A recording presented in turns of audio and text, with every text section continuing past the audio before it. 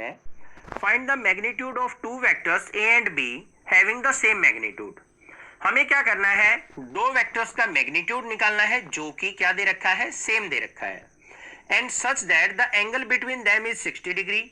ए vector और B vector के बीच में एंगल जो है वो 60 डिग्री गिवन है, and their scalar product is 1/2। और जो स्केलर प्रोडक्ट है वो क्या दे रखी है, हमें 1/2 दे रखी है। अब आप कंफ्यूज हो जाओगे, सर स्केलर प्रोडक्ट से मतलब क्या होता है। डॉट प्रोडक्ट को ही हम क्या कहते हैं बच्चों, स्केलर प्रोडक्ट, क्योंकि इसका रिजल्ट जो आता है डॉट प्रोडक्ट का वो एक स्केलर क्वांटिटी आता है। ठीक है, समझ में आ गई बात, क्लियर है। अब चलते हैं, देखते हैं।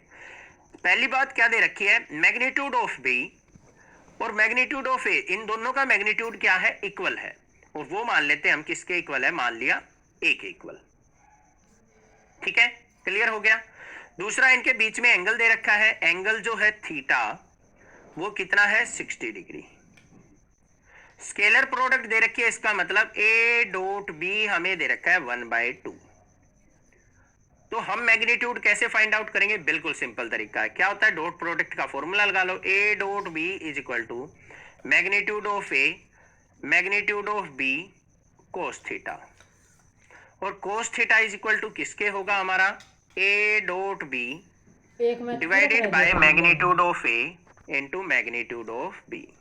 होगा या नहीं होगा, क्लियर है। अब यहाँ पे थीटा देखो बच्चों कितना दे रखा है, 60, तो यहाँ पे पुट कर देंगे हम cos 60 degree is equal to A dot B, scalar product हमें दे रखी है 1/2 अपॉन में मैग्नीट्यूड ऑफ ए और मैग्नीट्यूड ऑफ बी क्या है हमारा, इक्वल है, तो यहाँ पे क्या लिख लेंगे, magnitude of A into magnitude of A. लिख सकते हैं या नहीं लिख सकते हैं, बी की जगह ये लिख सकता हूं मैं क्योंकि इक्वल दे रखा है। कोस 60 की वैल्यू क्या होती है, 1/2 इज इक्वल टू 1/2 अपॉन में इन दोनों की मल्टीप्लाई क्या होगी, मैग्नीट्यूड ऑफ ए का स्क्वायर। 1/2 से 1/2 कैंसिल आउट हो गया, तो यहाँ पे क्या आ गया मेरे पास, मैग्नीट्यूड ऑफ ए का स्क्वायर इज इक्वल टू 1 के इक्वल। कैंसिल आउट होने के बाद यहाँ 1 बचेगा हमारा, तो ये आ गया मैग्नीट्यूड ऑफ ए का स्क्वायर 1। तो magnitude of A is equal to क्या आ गया, 1 का अंडर रूट करेंगे तो कितना हो गया, magnitude of A is equal to 1।